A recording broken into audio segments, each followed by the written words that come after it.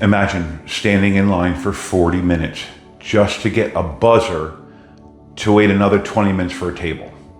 This is often the sad reality of freestyle dining on one of these lines in 2026. They call it freedom, but I call it free for all. Today, we're going to settle the debate. Does Norwegian's massive variety actually create massive chaos?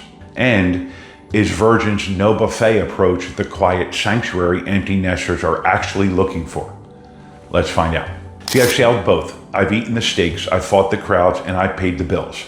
And gentlemen, if you want a happy wife and a quiet dinner, you need to know which one of these lines is actually telling the truth about flexible dining. So let's find out. Let's start with the elephant in the room, the buffet. Cruising meant grabbing a plastic tray, sliding it along a metal rail, fighting a teenager for the last scoop of mac and cheese. On Norwegian, the Garden Cafe is your standard cruise buffet. Don't get me wrong, the food is decent, but the experience, it's a zoo.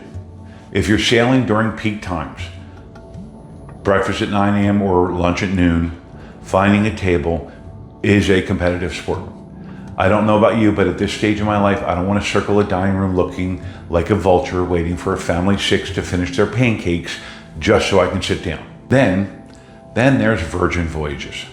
They did something totally radical. They killed the buffet. There is no big trough of food. Instead, they have the galley. It looks like a food court, but here's the trick that changes everything for empty nesters. You don't have to carry your food. You walk in, a host sits you at a table, yes, pretty much immediately. You raise your little red flag on your table and a server comes to you. You order your burger, your taco, your sushi, whatever, and they bring it fresh to your table. Now, gentlemen, listen to me. No carrying trays, no balancing 3 plates while your wife looks for a table, no cold eggs because you spent 10 minutes looking for ketchup. For this reason alone, Virgin wins the casual dining battle hands down.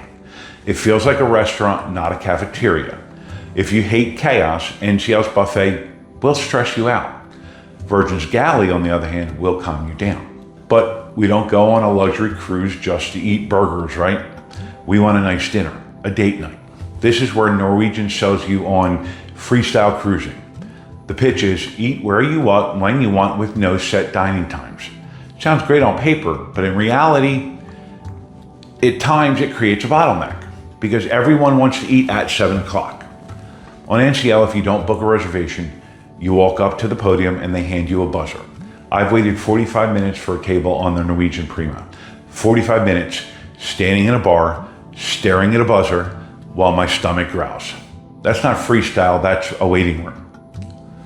Now, don't get me wrong, I've been on another Norwegian ship, I don't remember the name of it right now, but I walked up, was ready to pick up my buzzer, and they said, okay, table for 2, let's go. So it depends on the time you go, it depends on when you're traveling, it depends on where you're traveling. There's a lot of factors. Now, Virgin's different. They don't have a main dining room either. There's no giant banquet hall where you sit with strangers. Instead, they've got a bunch of smaller restaurants. They've got an Italian place, Mexican place, Korean barbecue, a steakhouse, and they're all included. But here's the catch, and I want to be honest with you guys because this is where Virgin might lose some of you. You have to use the app. To eat on Virgin without chaos, you need to open their app and book a time. If you don't use the app, you can walk up, but then you might face the same wait as on NCL. However, and this is big, the atmosphere is completely different. NCL's dining rooms are loud. The acoustics are bouncy. You're shouting across the table. Virgin's restaurants are intimate. They're designed for couples.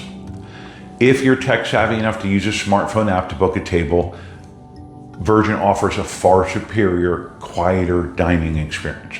If you refuse to use a smartphone on a vacation, stick to NCL, but be prepared to hold the buzzer. Let's talk about the bill, because we've worked hard for our money and we hate feeling ripped off. On Norwegian, the food in the main dining room is fine. It's banquet food. If you want a great steak, you'll have to go to Cagney's, their steakhouse. If you want great French food, you'll have to go to Le Bistro. Here's the problem. Those cover charges add up. A dinner for 2 at Cagney's with wine, you're looking at an extra 100, maybe 150 bucks, easy. On a 7-day cruise, if you want good food every night, you're adding could be $1,000 to your vacation cost. On Virgin, the steakhouse called The Wake is included. The experimental kitchen, test kitchen, is included. The fancy Mexican, Pink Agave, included. There are no specialty dining packages to buy. You sit down, you order the filet mignon, and it costs $0. Now, are there upcharges? Oh, heck yes. If you want the giant tomahawk steak or the massive seafood tower, you pay. But the standard menu items, which are excellent, are free. For me, this takes away the anxiety of the bill. I don't want to have to look at the menu and think, is this worth an extra 25 bucks? I just order what looks good. Winner, Virgin. NCL nickel and dimes you for quality. Virgin gives you quality as the baseline. Can't talk about dining without talking about digestion. Specifically, trying to digest your meal while a toddler screams at the table next to you. Norwegian is a family cruise line. They have go-karts, laser tag, and water slides.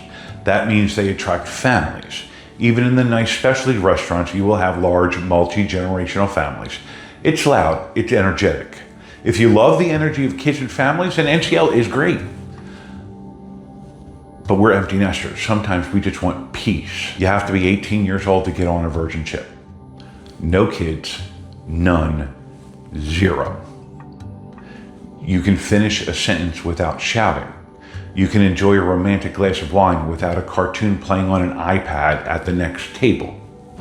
But I have to give you a warning, Virgin is adult in every sense of the word.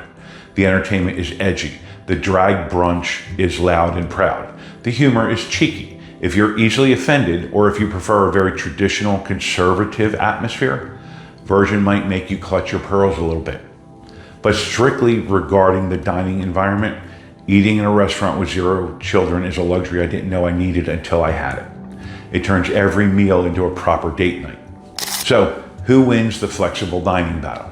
If you want traditional, if you like the classic cruise feel, you don't mind a bit of noise, and you refuse to use a smartphone app to book dinner, stick with Norwegian.